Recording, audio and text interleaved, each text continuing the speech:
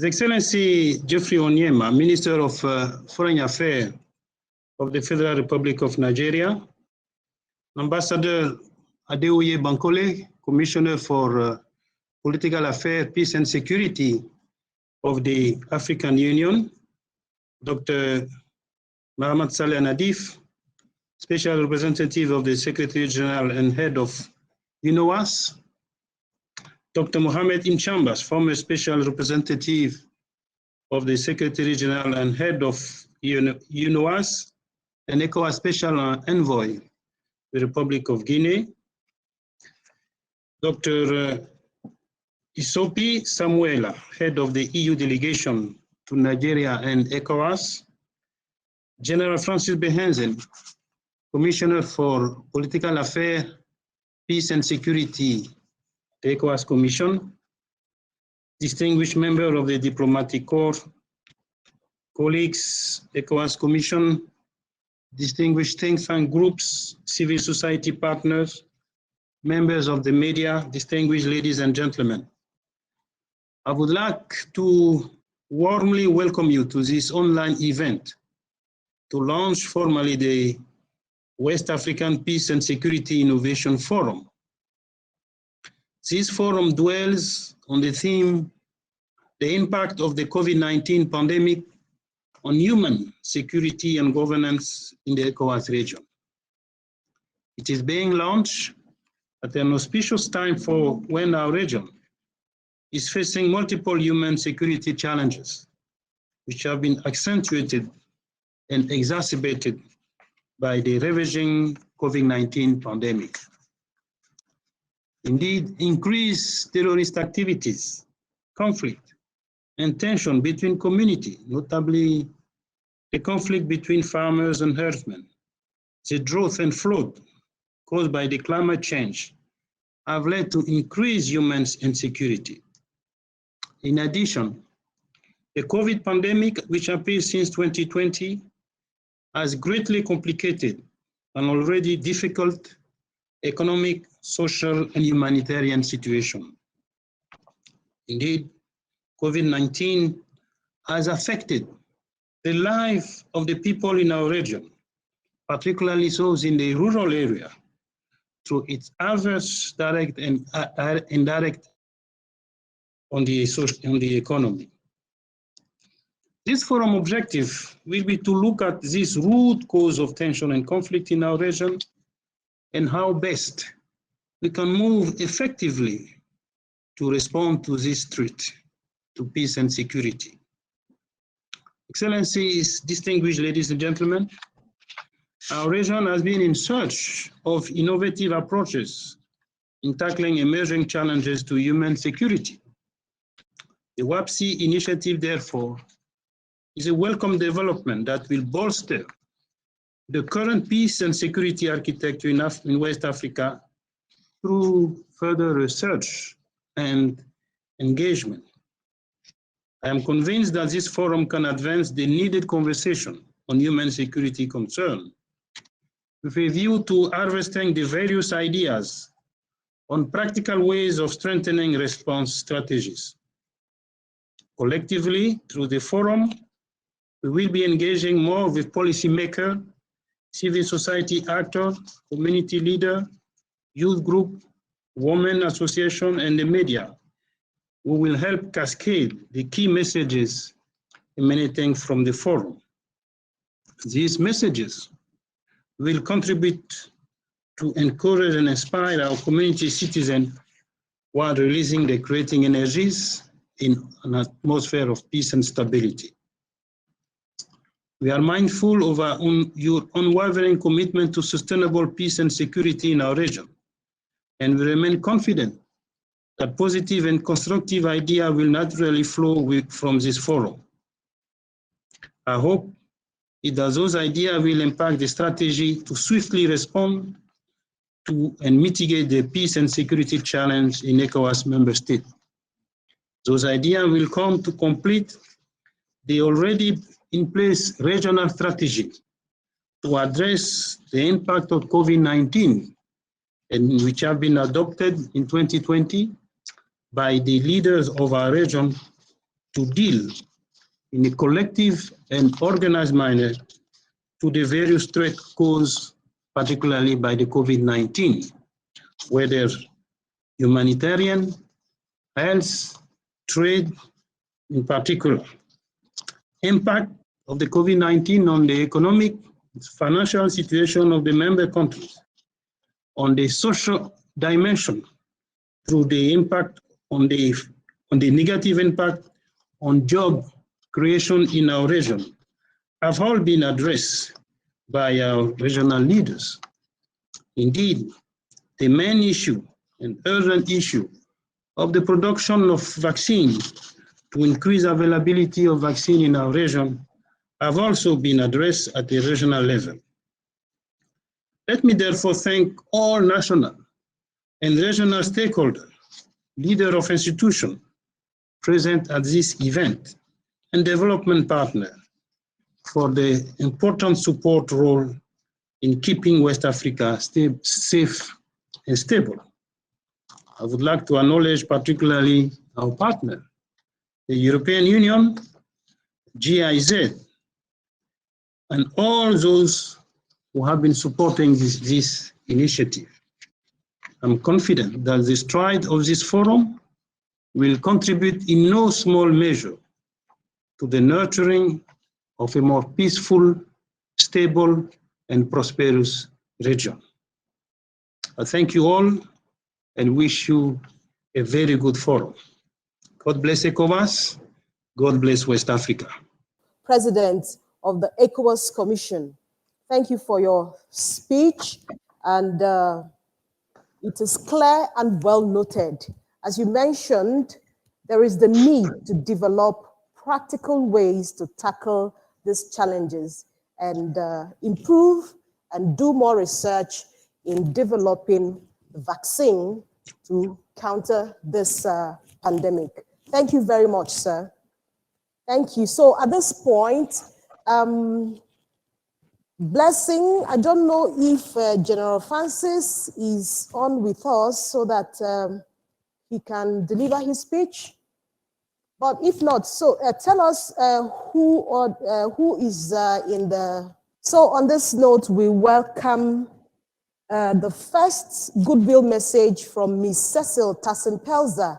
She is Head of Cooperation at the European Union Delegation to Nigeria and ECOWAS. Okay, Blessing, permit me to say that you have to take a recap of how people should join and if they are experiencing any difficulties in connecting to the studio or coming on board. Please just take a recap on that so that people can get some people kind of... People who are here, because they're already live and they're on. We have quite a fair amount of people in here and engaging in the chat. Hello, everyone. Welcome to today's event, and we apologize for the technical glitches that is happening. I'm just going to give you a very quick tour of the platform so that if you are one of our speakers or one of the attendees, these are some useful information that you could use throughout the day. So right now, we are on a broadcast or stage mode. In this mode, there are 3 tabs. There is chat, where you can chat with everyone using the general chat. We also link there the link to the translation that is happening for today. If you could click on that and choose the language where you want to hear what is happening on stage, you could do that. There is also a tab for Q&A where you can submit questions, and also a tab for participants where you can see all of the attendees that is present at this moment. For those of our speakers, once you are invited on stage, there is a control at the lower part of your screen. All you need to do is turn on your camera and microphone, and we should be able to hear you. We are on the back end constantly sending you private messages. Please do respond to us if you are present, and make sure that you turn on your camera and microphone when you are introduced by our moderator. And thank you so much for understanding. Just a quick reminder, if you have any problem at all with regards to your internet connection, please make sure that you are connected outside the VPN, or a quick refresh by clicking on the refresh on top of your screen should solve some of the issues. With that, please do send us a private message, myself, Bev Jones, Nicole, and Luis, if you are experiencing any problem at all, and we'll be here to help. Over to you now in the studio. Quite explanatory.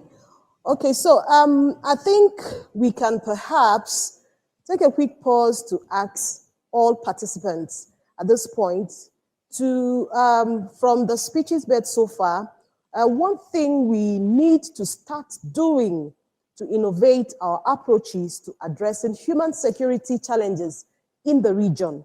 We do not need a long paragraph, but just a word or two, a sentence or a phrase.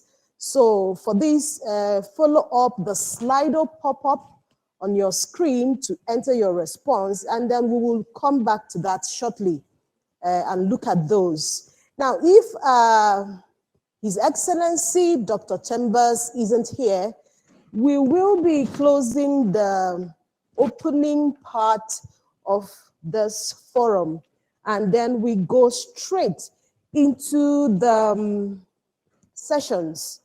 I hope everyone is on the same page. While we wait for them, I'm sure it's technical issues, but it will be sorted out soonest. So we will have a 30 minutes break, and for the next 1 hour or so, we will join 2 additional thematic sessions again. So, but now, let's join, let you know how the sessions will be run. First, we are going to have 2 thematic sessions. The first session will be talking peace, we'll be talking youth, peace and social media, and it will be facilitated by Mr. Caleb Gichuhi from Build Up International Organization. And then while the second session will be looking at learning at intersection, exploring COVID-19 as a challenge to human security and governance in the ECOWAS region. And that will also be facilitated by Professor Isaac Olawale Albert. So Professor Albert, it may interest you to know, is a professor of Africa History, Peace and Conflict Studies, and Dean of the Faculty of Multidisciplinary Studies at the University of Ibadan. As you can see here, these 2 reports were conducted to further research on human security, COVID-19, and technology.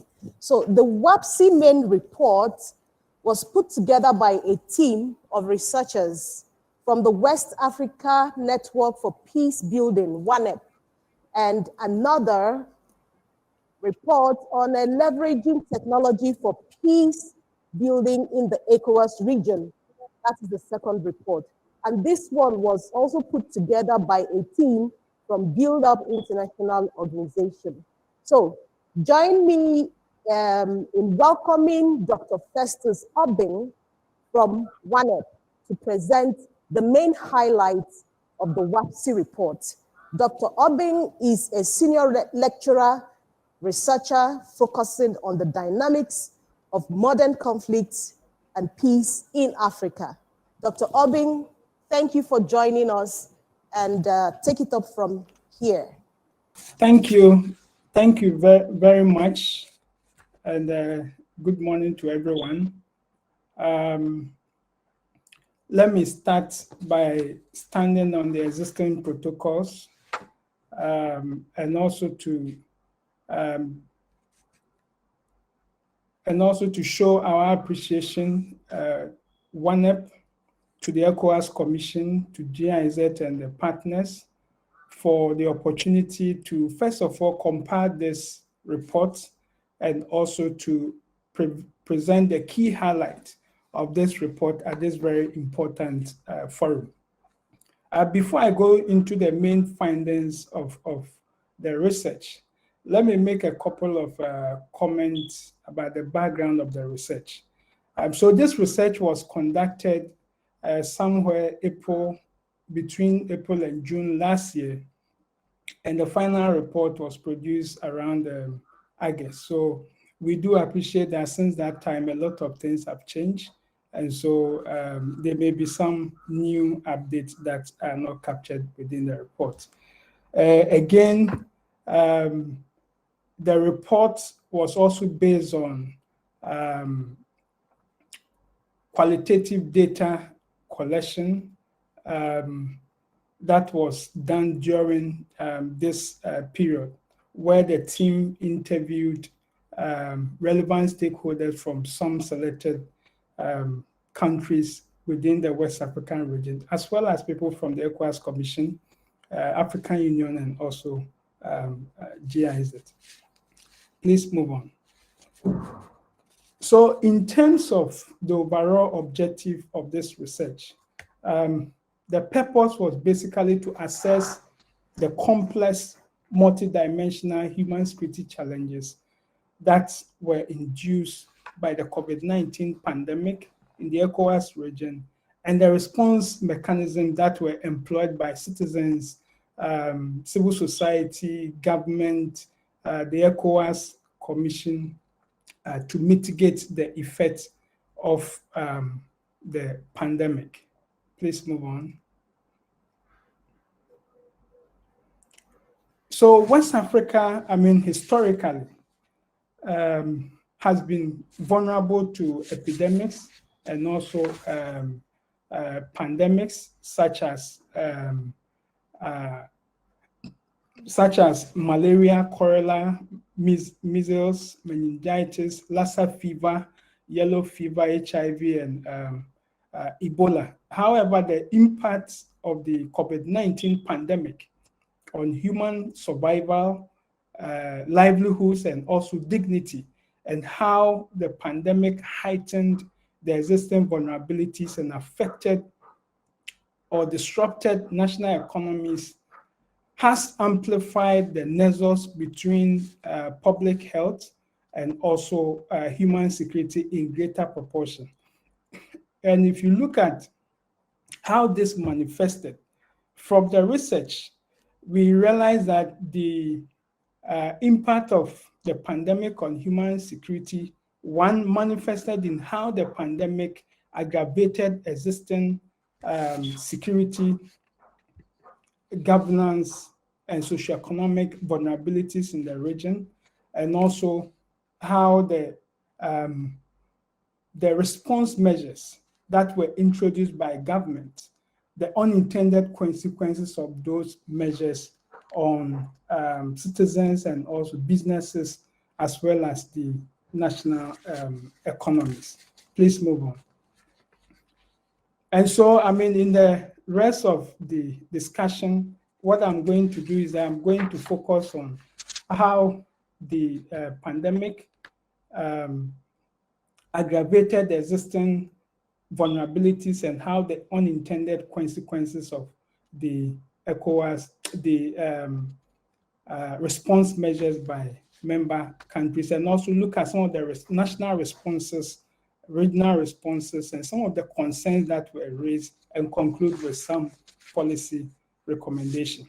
And so when you look at how the COVID-19 heightened existing vulnerabilities, we try to situate the discussion within the ECOWAS human security analysis and framework, which provides 5 key pillars of human security issues.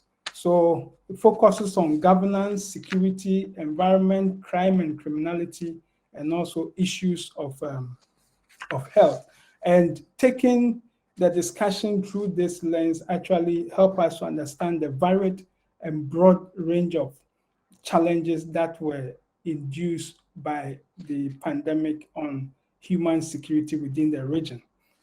And so when you take the issues of governance, during the pandemic, we had about 6 presidential elections that were had to take place in 2020 in Togo, Cote d'Ivoire, Guinea, Ghana, Burkina Faso, Niger.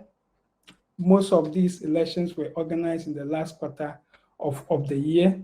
And the imposition of restriction measures, especially border closures, social distancing, and ban on large gatherings, actually impacted on the conduct of these scheduled elections. And in some of the contests, I mean, opposition parties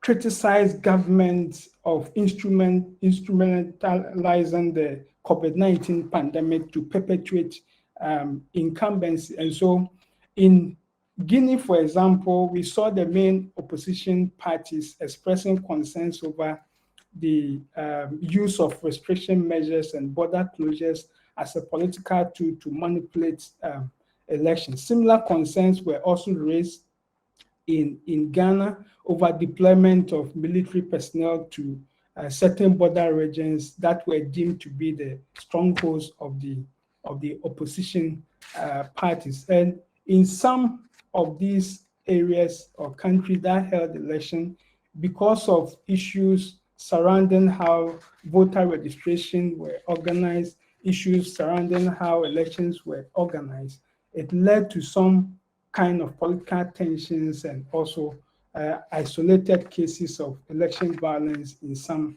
of these areas.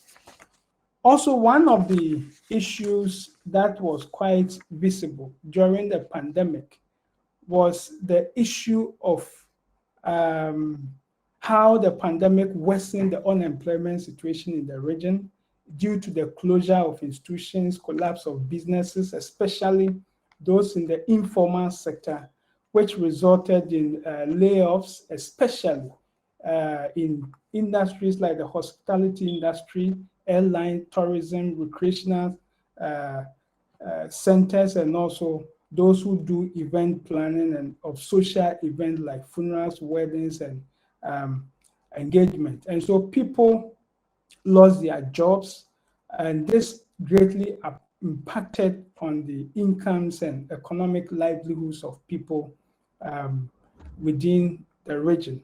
And some of them were also pushed into poverty. In Ghana, for example, the Ghana Statistical Service indicated that about 42,000 employees were laid off within the short period of the partial lockdown that occurred between April and June last in 2020.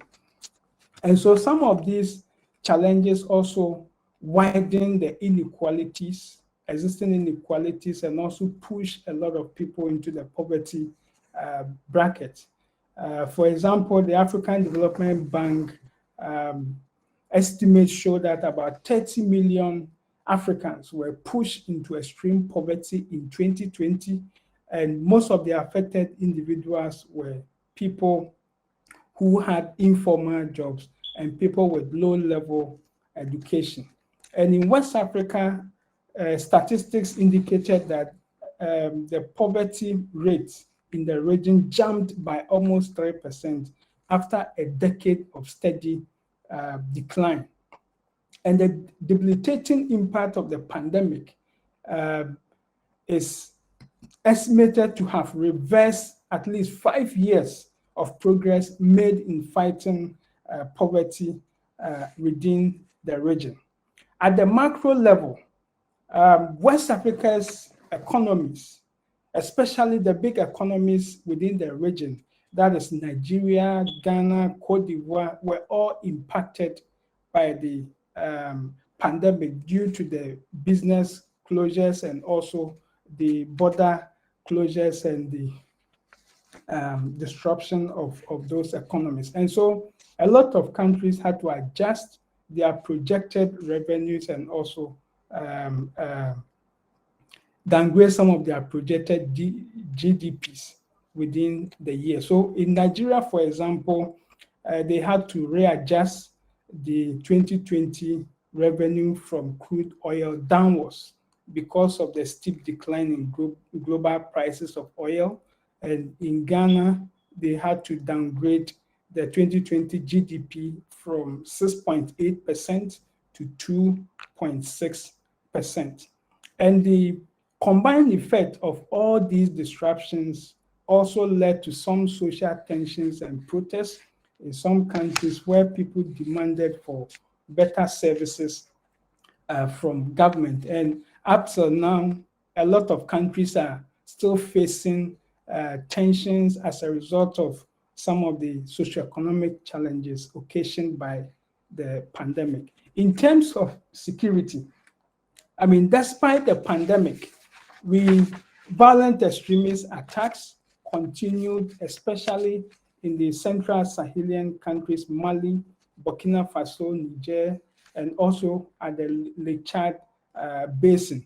And in some of the cases, the limited security presence in some of the areas actually created a security vacuum that was also exploited by these armed groups to perpetrate violence against the population.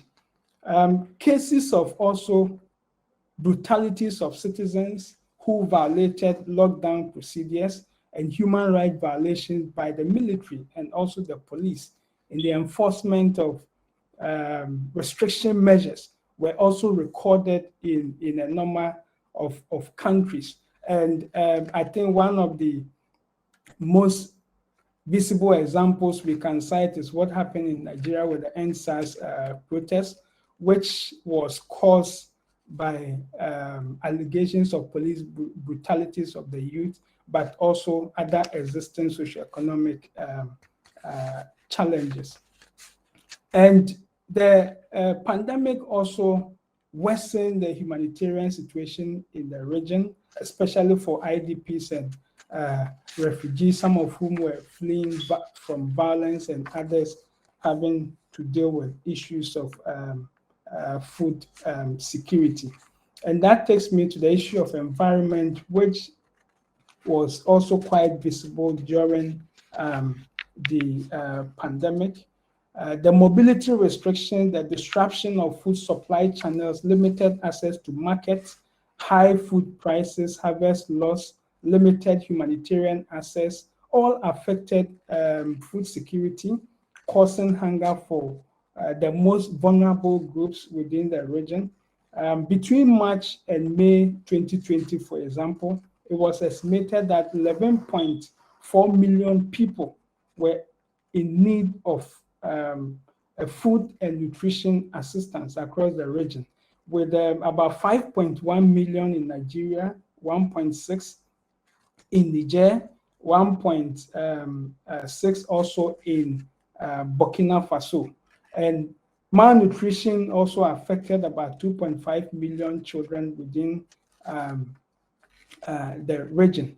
But one of the interesting findings was the fact that because of the lockdown measures, the incidence of farmer-herder conflict that was caused partly by issues of climate change and also land conflict actually minimized. And not only farmer-herder conflict, but also intercommunal violence and all that minimized in most of the places because of the measures that were put in place.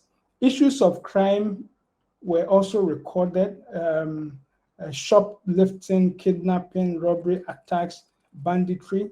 And most of these people blame it on the diversion of security focus for enforcement of lockdown measures, leaving security vacuum in a lot of places for criminals to exploit, those situations. Cyber crimes, especially cyberbullying, was also mentioned in some areas due to the increasing use of the internet and technology by children for educational purposes and other purposes. But the most visible impact was on the issues of health. Before the pandemic, West African health system was saddled with chronic weaknesses. health systems were burdened with low investment. And so if you look at the entire region, apart from Sierra Leone, all countries in the region have expenditure below the world average of 9.9% of GDP in terms of investment. And so the outbreak of the pandemic actually aggravated the already fragile health systems and exposed the long-standing capacity gaps in countries' ability to manage large-scale health and humanitarian emergencies like COVID. And so for most countries, there were not even labs to even test for COVID. Surveillance capacities were very low. Medical equipment, drugs to even treat patients were unavailable. Doctors, nurses, ICU beds, ventilators, all these were lacking in a lot of countries.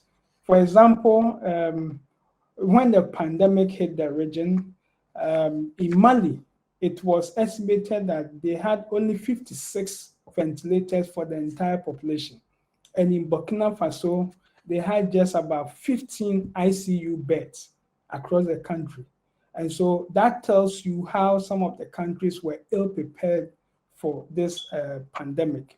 In terms of gender, which is a cross-cutting issue, I mean, there were cases of sexual and gender-based violence across the region, and most of these victims also lacked access to justice because of the closure of courts, and also the fact that some of the prisons were also had COVID-19 cases, as well as limited access to sexual and reproductive health. Please move on. Okay, Dr. Festus, thank you. You have 2 minutes to round up, please. I know you're very passionate about it, so but we have other speakers waiting. So you have 2 minutes to round up. Please move on. Okay.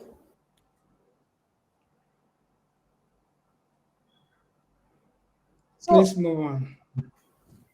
Okay, so go on.